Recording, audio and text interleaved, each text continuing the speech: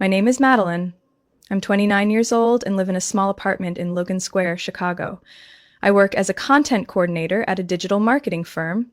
Nothing glamorous, but stable enough to support myself and, as if by instinct, cover all the financial gaps in my family.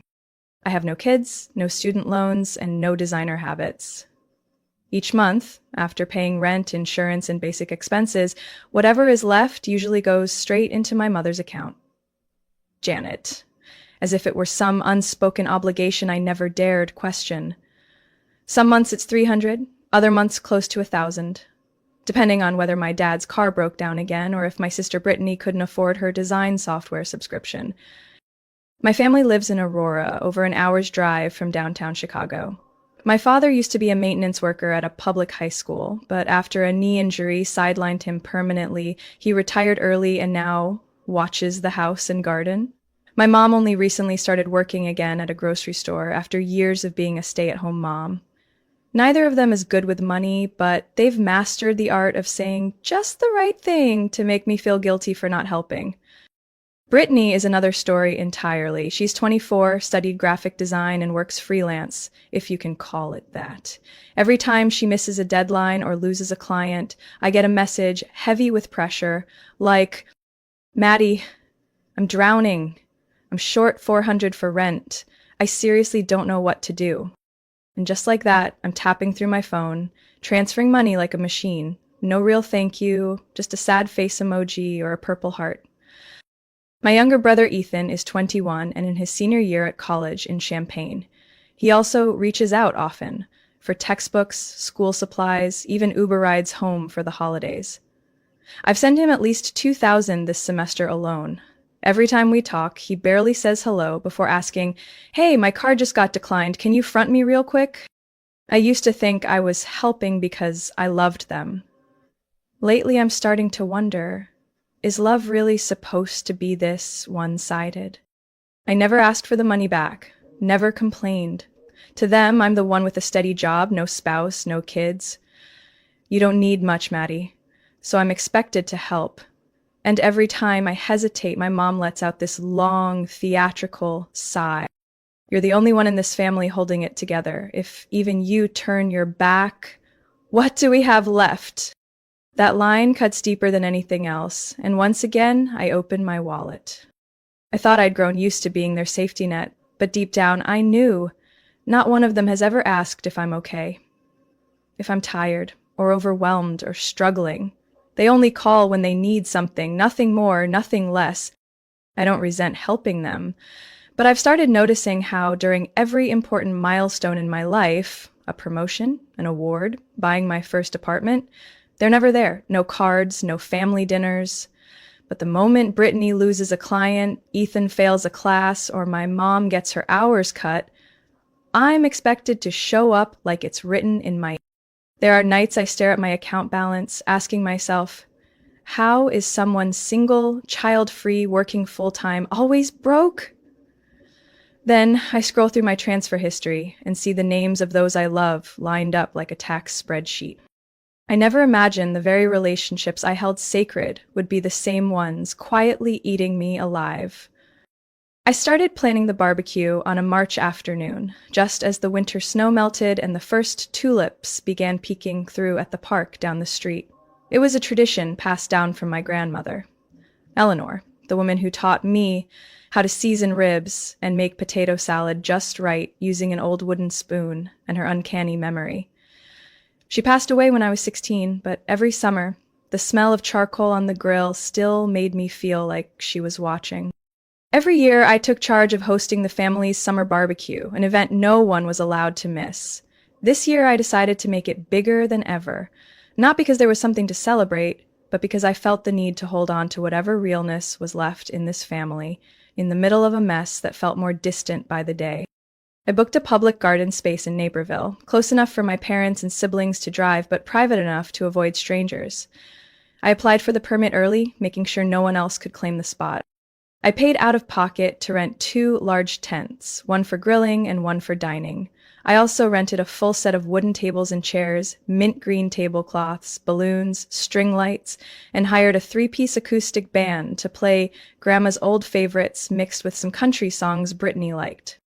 This year's guest list had 34 names. Relatives from both sides, my dad's old classmates, my mom's former co-workers, Brittany's friends, and a few of mine the family treated like their own.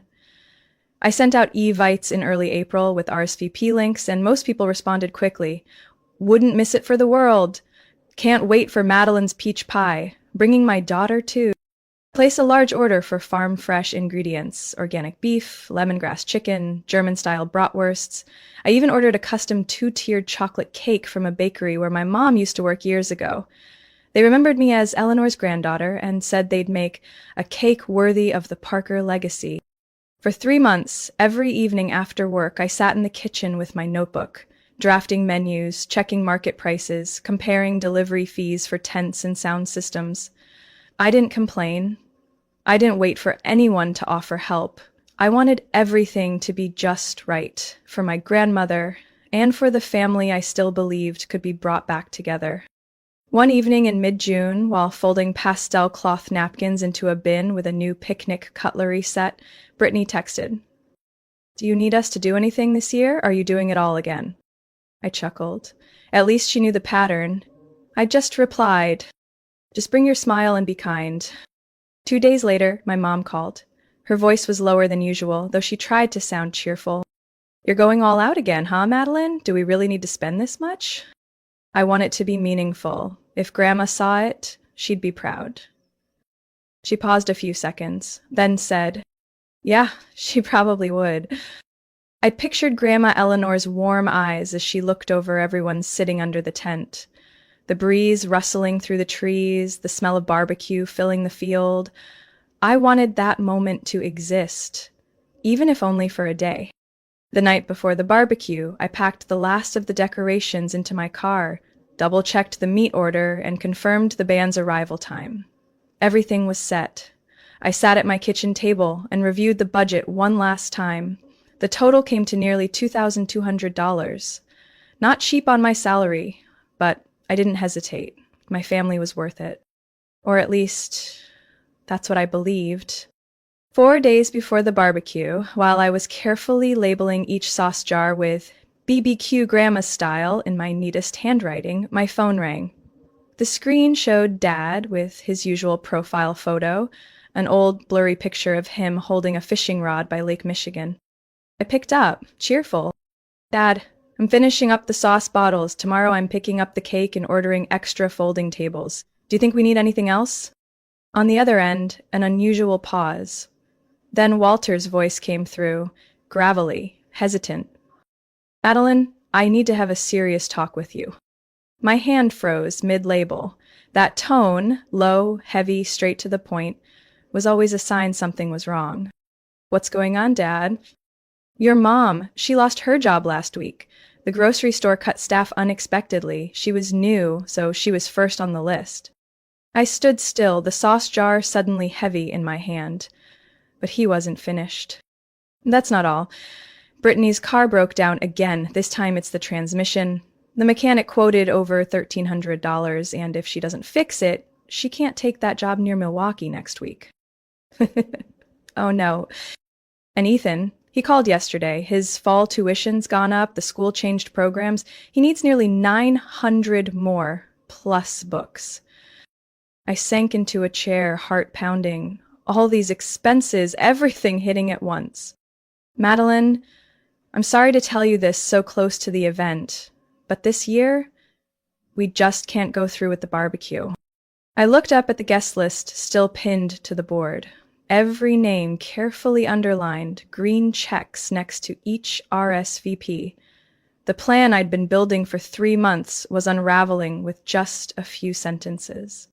"Dad, I already put down deposits, tent rentals, the lights, the band. We could scale it back, make it simpler, or I can cover the rest. Didn't we do that last year?" "No, not this time. You've done too much already. Everyone knows and appreciates it, but I can't let you carry this burden again." "But it's Grandma's tradition. I've nearly finished everything." "Exactly. and I don't want to ruin it by letting you handle everything alone. That's not right. I heard him swallow hard, not out of emotion, but like someone playing the part of being reasonable. What I really heard was the door shutting, with me on the outside. I hope you understand. Let's take a break this year. Next year we'll come back bigger. The family just needs time to get back on its feet. I wanted to protest, to say all the reasons, to ask outright, why does no one ever ask if I'm okay? Why is it when you need money, you call right away? But when I try to do something for the family, you all disappear. But I said nothing, just nodded robotically and whispered, okay, as if I hadn't spent my entire spring preparing for a day everyone else took for granted. After the call ended, I sat for hours at the kitchen table, staring at the boxes of decorations, the scented candles, the freshly laundered tablecloths. Outside the window, the June wind rustled through the trees, sounding uncannily like Grandma's old whistle. I turned on my laptop, opened the cancellation email to the rental company. Their reply was quick. Due to late notice, you will only receive a 40% refund. The band had already rebooked for a wedding. I didn't blame them. I just wondered if anyone in this family truly understood what it felt like to be the outsider in the middle of the people you loved most. That night, I didn't sleep. I scrolled through every old message in the family group chat. From the beginning of the month till now, they'd all been chatting like usual, talking about Brittany's dress, about the cousin's salad everyone looked forward to. No one hinted anything was wrong. And yet in one phone call, everything burst like a bubble. I still hadn't cried. Not because I was strong, just too shocked. I kept repeating one thing in my head. The barbecue hadn't even happened, but it felt like they had decided to cut me out long before it ever could. I woke up Saturday morning to sunlight pouring through the window like some kind of mockery. The sky was cloudless, the air cool and crisp. The exact kind of weather Grandma used to call a day made for charcoal and memories. Even though the family barbecue had been canceled, I couldn't sit still. Instinct, or maybe just muscle memory from years of being the keeper of the tradition, pushed me to get up, make coffee, and start hauling things out to the apartment rooftop. I live on the 6th floor, and from my unit I can see a small rooftop terrace divided into squares for each household. I brought out the string lights I'd planned to hang on the willow tree at Naperville Park. Now they looped around the rusted iron railing. Each bulb lit up like a shaky note, dim but enough to remind me I wasn't completely alone in the silence. I walked to the nearby grocery store and picked up 2 hamburgers, a small bag of chips, and a ready-made salad box. I didn't want anything fancy anymore. There was no one left to impress. The cashier, who recognized me from past barbecue hauls, smiled and asked, "Smaller party this time?" I just nodded with a soft smile. Didn't want to explain. Didn't want to say this year's guest list had exactly one name. When I got back, I could hear laughter coming from the neighbor's balcony. A child yelled about dropping a hot dog. Someone's grandma clapped the table with mock scolding. Someone else blasted country music over a Bluetooth speaker. I glanced through the windscreen divider. Part of me wanted to knock and borrow some hot sauce, but a bigger part of me shrank back, afraid they'd ask, "Where's your family?" I set a mini grill on my old metal table, lit the charcoal, and watched the fire catch onto the cold briquettes. The smoke stung my nose, not from the grill, but from the memory of standing next to Grandma Eleanor, her voice reminding me, don't let the flame get too high, meat'll burn outside and stay raw inside, while she poured iced tea for the guests. I pulled up our Summer BBQ 2008 playlist on my phone, an old family mix passed through generations of hard drives. Dolly Parton's voice came through soft, "Coat of Many Colors." I laughed out loud. Grandma always swore that song was her life story, even though she wasn't a Tennessee mountain girl. I laid out a red and white checkered tablecloth on a small wooden table, added 2 paper plates, 2 soda cans, and a mini apple pie I'd picked up from the corner store. The table looked like it was set for 2, but the second chair sat empty. I spoke aloud, pretending Grandma was there, still in her apron and smiling. "You see this, Grandma? No matter what, I'm not letting this tradition die. Not while I'm still breathing. I ate slowly. The burger wasn't as good as in past years. The fries were a little cold and the music kept cutting out. But I sat there. I followed through on the promise I made myself. Even if it's just one person, the barbecue would happen. After cleaning up, I posted a photo of the humble table to the family group chat, captioned, "Tradition held, even solo, Grandma still smiling." Ashley left a heart. Ethan sent a pie emoji. Mom wrote, "You always know how to make Grandma proud." No one asked where I was. No one asked who I ate with. No one said sorry. I didn't expect anything in return. But that silence, it echoed louder than any rejection. Before going to bed, I took the lights down from the railing and folded them neatly. I stared at the soft yellow bulbs in my hands and thought, maybe next time, I'll use them for a party where I'm actually wanted. Even if it's just a small dinner with people who aren't blood. But mean it. Sunday morning, I woke up with a sore back after a restless night. Even though yesterday was just a simple balcony meal, my heart felt like it had lived through an entire summer of being left behind. I made coffee, opened my phone out of habit, intending to post a few leftover photos from the night before, as a reminder that I hadn't given up. Instagram reopened to the story feed, and at the top was a glowing circle. Brittany posted 2 hours ago. I tapped it. A video appeared, zoomed in on a table, decked out with pastel plastic plates, checkered paper cups, and a sunflower bouquet centerpiece. Brittany's voice played in the background. Just finishing up the setup, gotta make it cute for the gram, right? So there was money to make it cute, I thought to myself. I tapped again to be sure. No way, right? That tablecloth. That was the exact one I had ordered online. Limited edition, delivered a week early, pale mint green with white stripes. I had sent a photo of it to Brittany nearly a month ago asking for her opinion. She'd said, "Looks kinda tacky, sis, but if Grandma likes it, I guess it's fine." I exited the story and went to Brittany's Facebook. On her wall, she had just posted a photo album set to friends only. I wasn't on that list, but an old friend, Jamie, had liked it and commented. I clicked on Jamie's profile and found a shared image. Brittany and a group of smiling people posed in front of a large party table. The angle was unclear, but in the background stood a white brick wall and a gray moo wooden door. Unmistakable. I zoomed in. Yes, that was my parents' backyard wall. A chill ran down my spine. I left Facebook and opened Snapchat. Ethan always posted just for fun. Sure enough, his latest story read, "BBQ kinda lit." It was a video of a group sitting around a portable grill, Ethan holding a beer, grinning ear to ear. He flipped the camera, and for a split second I saw the string lights I had ordered for my party, the rare, warm, golden globe bulbs. I remembered because they took 3 weeks to ship. I opened Ethan's message from 10 days ago. "Hey sis, I need $300 for class fees. If I don't pay in time, I'll have to drop the course." I wired it immediately. I believed no one would lie about education for money. Now I knew I was wrong. I opened Venmo and checked my transaction history. $300 to Ethan, $400 to Brittany last week for a car repair deposit, $250 to Mom before that for uncovered prescription meds. The anger didn't hit like thunder, it trickled in. Slow, relentless, like water dripping on cold stone. I didn't feel shocked. I felt humiliated. I went back to Instagram and searched for a family acquaintance, Gina, who'd been at our barbecue last year and was close to Mom.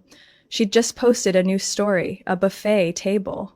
And the caption, "Best backyard party in years. Patricia and Walter, y'all nailed it." I turned off my phone and placed it face down on the table. The room suddenly felt suffocating. I thought about Dad's call, his voice cracking, saying there wasn't enough money to host anything. Mom had lost her job. Brittany had no car. Ethan couldn't afford school. So why were they partying, laughing, and using the exact things I had prepared? I was sitting motionless in the small kitchen when my phone lit up. A clear notification from Instagram popped up. "Brittany is live, watch now." I almost ignored it, too drained to witness anything else about my sister after this morning's revelations. but instinct whispered that something was off. I tapped in. The screen flickered with shaky footage, lights strung overhead, twinkling. Below were long tables draped in white cloths, fresh flowers in jars, clear plastic cups filled with wine and cocktails. Brittany beamed, the camera panned. Welcome to our annual Parker Backyard Bash, everyone. Say hi. The scene hit me like a punch to the chest. I recognized it instantly. My parents' backyard, the same familiar corner where I had hosted tents and celebrations for the past 7 years. But this time, I wasn't there. Instead, more than 30 people dressed up, laughed, and chatted. Uncle Frank from Minnesota was there, the one who said he couldn't come because travel costs were too high. Aunt April, Mom's best friend, held a plate of grilled shrimp and garlic bread, the kind of menu I could never afford. Music boomed from large speakers near the fence, where I used to hang LED string lights. A DJ in a black shirt adjusted the volume behind a glowing sign. Parker Family Reunion, Summer 2024. Brittany turned the camera toward my mom. She wore a blush pink maxi dress, her hair curled, a pearl necklace around her neck as she smiled at a waiter serving cocktails. She looked up and waved at the camera. So she still had a job, at least enough for a salon appointment, but not enough to help with my event. The camera kept moving, landing on Ethan dancing with a few friends. In his hand was a craft beer. One I'd seen at Whole Foods, $14 for a 6-pack. "Ethan, say what's up," Brittany shouted on the live stream. "Best BBQ ever," he yelled, raising his hands like he was at a music festival. My heart raced. The phone's audio echoed through my empty kitchen. I no longer felt like I was sitting. Every sense condensed into one silent blow. I leaned in, searching the screen for anything. A caption saying, "Just kidding, a joke." But no. Everything was real. Too real. Then Brittany turned the phone to my dad. He stood behind a large grill, wearing a Grill King cap and an apron embroidered with "Walter's BBQ Legend since 1985.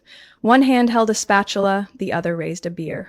"Thanks for coming, everyone. Nothing's more precious than family and tradition." Nothing's more precious than family, I repeated in my mind like a cruel joke. Then why me, the planner, the funder, the one who never missed a single year? Why was I the only one not there? Being ripped out of your own life doesn't feel like rage. It feels cold, dense, and silent like ice. I began taking screenshots. One by one, Brittany laughing, Ethan sipping beer, my mom eating fruit salad, my dad slicing ribs. The live stream lasted nearly 17 minutes before Brittany ended it, saying, "Y'all online getting jealous. Time to keep it private." The screen faded to black, and I still sat there, phone trembling slightly in my hand, lips pressed so tightly they bled. And I didn't even notice. I checked our family group chat, no new messages. No one mentioned a party. No late invites, no, "Sorry, just a casual get-together." Silence. As if they were burying me alive in a different reality. Right then, I understood. I wasn't forgotten. I was excluded, deliberately, with planning, with everyone's agreement. I stood up, shaking, and walked to the fridge. The small apple pie I bought yesterday sat untouched, a silent witness. I stared at it for a long moment. Then I opened the wine cabinet, poured a glass, raised it, and whispered, "Cheers to the perfect family gathering. Without me?" Then I drank it all, not to forget, but to remember, because something inside me had just shattered, and I knew from that moment on, I would never be the same. Madeline, again. I sat in my apartment until nearly midnight, no lights on, just the glow from my phone screen casting pale light on my face. Each time I replayed Brittany's live stream, every frame felt like another blade twisting deeper. I no longer wondered why I was left out. I started asking, when did they begin planning to erase me? I reopened my message history. On June 3rd, Mom texted, "Ellen, I am so sorry, but can you send me $300 for my heart meds? Insurance won't cover them yet because I just switched jobs." 3 days later, Brittany messaged, "Hey sis, I need to fix my car urgently for a contract meeting. They're holding the deadline. Then came Ethan with his usual line. My college changed the program again. Can you spot me 300 just this once? I scrolled through every text, carefully noting each amount I'd transferred since March. Nearly $2,200. Enough to cover a full barbecue, tent rental, decorations, a live band, even the DJ I saw in the live stream. Nothing was coincidental. Every emergency, every plea for help was perfectly timed with the party's planning. They didn't just lie, they coordinated. Everyone had a role, a different excuse to draw money from me, making me believe they were all struggling, when in truth, they were staging a celebration I wasn't welcome to attend. A chill settled over me, deep and unmoving. My mind flashed through past sacrifices like silent film reels, skipping a Miami trip to help Brittany with rent, canceling my yoga membership to buy Ethan's textbooks, delaying dental work because Mom said Dad needs the water heater fixed right away. I'd always believed I gave out of love. Turns out I was just a walking ATM, no PIN required. I didn't sleep that night. I opened Excel and did something I never thought I'd do. Logged every transfer I'd ever made. Names, dates, reasons, line by line, a cold, unfeeling spreadsheet. Each number, a moment I was deceived. Each note, a wound that no longer bled, but hadn't yet healed. I went back to Instagram and searched the hashtag ParkerBBQ 2024. Not surprisingly, nearly 80 posts popped up. One of Dad's friends, Craig, had posted a selfie with Uncle Frank, captioned, "Gets better every year. Walter and Patricia knocked it out of the park." One of Mom's former co-workers wrote, "Can't believe this party was held in someone's backyard. Absolutely stunning." Not a single mention of me. No one asked, "Where's Madeline?" They knew, or worse, they didn't care. I reopened the family group chat. It was practically empty. My last message was a photo of my one-person table, captioned, "Keeping the tradition alive, even if it's just me." Ashley reacted with a heart. Ethan sent a laughing emoji. Mom replied, "You're amazing." Grandma's probably smiling down from heaven. Now I get it. That wasn't encouragement, that was a diversion, a way to silence me, to keep me believing I still belonged. I looked around my apartment. The unopened boxes of decorations, the plastic cups still in packaging, the electric grill that never got used. Everything stood untouched. Silent evidence. And I finally understood. The party wasn't canceled. I was. I set down my glass, opened my laptop, and created a new folder. The truth. I uploaded every photo, video, message, and transfer receipt. Not for revenge, but to remind myself. Truth doesn't need to be believed to matter. It just needs to be seen. I didn't confront them right away. I needed time to observe. Like someone so deeply betrayed, they no longer trust even their own instincts. 3 days after the party, no one in the family mentioned it. No explanation, no apology, not even a casual check-in. Then, on Wednesday morning, while I was compiling monthly reports for my boss, my phone buzzed non-stop. A message from my mother popped up. "Sweetheart, we just got a notice that the utility bill is overdue. Can you send $280 like last month? I'll pay you back soon." I stared at the words as if they'd been sent from another universe. They kept going, like nothing had happened. As if I'd obediently transfer money, just like always. I didn't respond. Instead, I opened my truth folder on my laptop and selected 4 sharp screenshots from the live stream. My father grinning with a beer next to the buffet table, my mother posing beside a server in a black vest, Brittany recording a selfie video in the middle of the crowd, and Ethan raising a beer can with the caption, "Best BBQ ever." I captured the payment history from my apps dating back to March. The total was $2,230, each accompanied by messages with urgent words like tuition, heart meds, car repair. I posted it all on my personal Facebook. The caption read, My family said we couldn't afford to host our tradition this year. Said mom lost her job. My brother couldn't pay tuition. My sister's car broke down. 3 days later, they threw the biggest party we've ever had and deliberately left me out. Thank you for teaching me a lesson about boundaries. I will never again pay tuition for betrayal. And within less than an hour, the post had over 200 reactions. Former coworkers, college friends, even neighbors from my parents' street started leaving comments, from unbelievable to this is beyond cruel. One person messaged me privately, Madeline, I used to be the family ATM too. Eventually, I had to close my wallet to save my heart. That afternoon, the family group chat exploded. Brittany wrote first, Are you out of your mind? Why would you drag the family online like that? Ethan chimed in next. You're blowing this way out of proportion. We just had a little get-together. What's the big deal? Mom messaged me privately. You're tearing this family apart over your selfish emotions. Is this how you repay the people who raised you? I said nothing, but my father did. His message was short and so cold I read it 3 times before I believed it.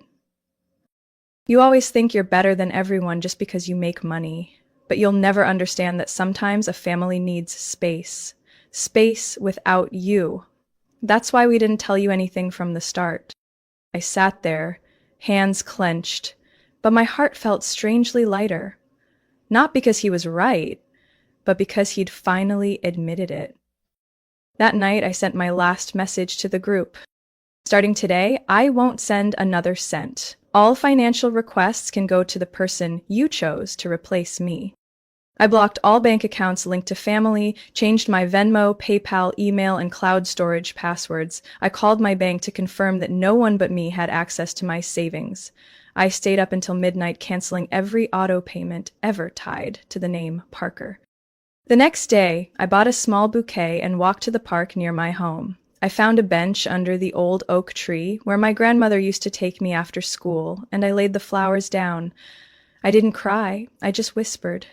By Grandma, I kept the tradition, but I can't hold on to a family that won't hold on to me. From that moment on, I was no longer the one carrying responsibility for people who used blood ties as a shield. I was no longer Madeline, the financial fixer. I was simply me, someone learning to love herself again, without needing anyone's permission. Madeline's story is a clear reminder that endless sacrifice can turn your kindness into your own undoing. In real life, many, especially women, are trapped in the role of provider, forgetting their own worth. When trust is abused, walking away isn't cruelty, it's self-defense. Real family isn't measured in dollars, but in respect and honesty. You have every right to say enough. What's your take on Madeline's choice? Was she too harsh or just finally protecting herself? Share your thoughts below, and don't forget to follow the channel for more powerful stories about family, boundaries, and self-worth.